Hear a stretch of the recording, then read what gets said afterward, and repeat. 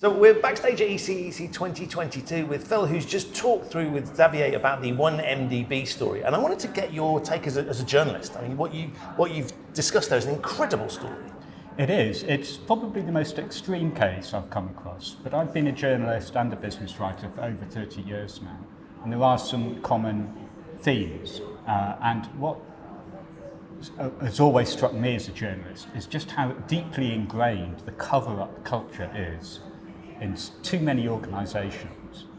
And if they put as much zeal and professionalism into their ethical conduct as they do into their management of the media messages, they probably have less to worry about.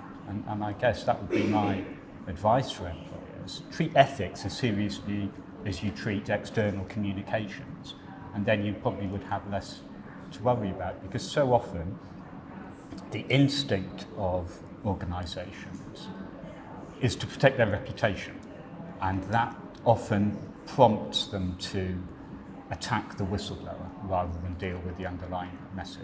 And I've come across that many times. Caveat is perhaps the most extreme case, but I've come across versions in the British public sector, for example. And it is interesting, isn't it? Because you've got journalists who are trying to uncover things and get to the truth. And then there's this natural tension of organisations trying to cover that up. And of course, we know that eventually the truth will out in some way, shape or form. And so you're in a very fascinating position trying to sort of fight a natural human tendency. So it's sort of one human tendency on one side, another on the opposite. And I'd be intrigued as to sort of your experiences of that. And that must be quite draining for you as you try and dig into these things. It is, and sadly, I might actually challenge you on that question. I'm afraid it's probably the case that scandals do get covered up successfully, and by definition, we don't know.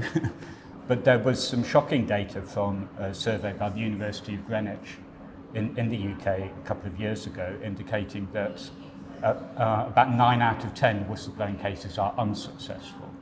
And obviously, an unquantifiable proportion of those may be weak or vexatious cases, but I think it's very unlikely that 90% are. So sadly, some companies cover up because they are ruthlessly effective at it, and the truth doesn't always out. But in a fairly open country, it is at least possible, and that's why we keep fighting. And it's fascinating because on the one hand, you're dealing with an organisational issue, but you're also talking about people and humans and their lives and how that impacts them.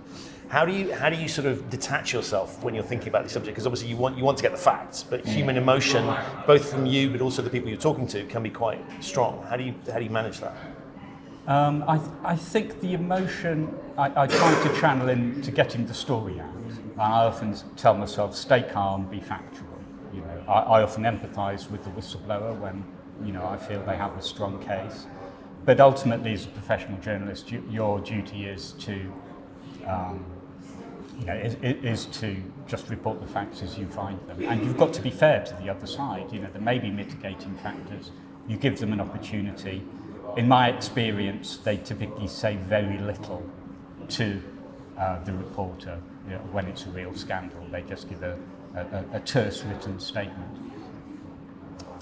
And on a lighter note, this is your first time at ECEC, and it's been an absolute pleasure to have you and a really fascinating session. How have you found it?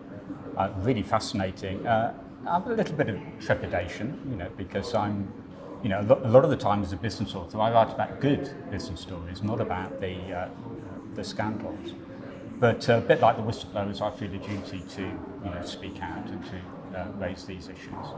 And it's really encouraging to come across a company like EQS that is helping companies be more transparent, more ethical. And I love the quote of the late management thinker Clayton Christensen that it's easier to keep your principles 100% of the time than 98% of the time. Because otherwise you get the slippery slope. And so it's very encouraging to see a company like EQS encourage their clients to do exactly that. And it seems to be growing, and hopefully will continue to do so. Fabulous. It's been an absolute pleasure to have you. Thank you so much. Thank you.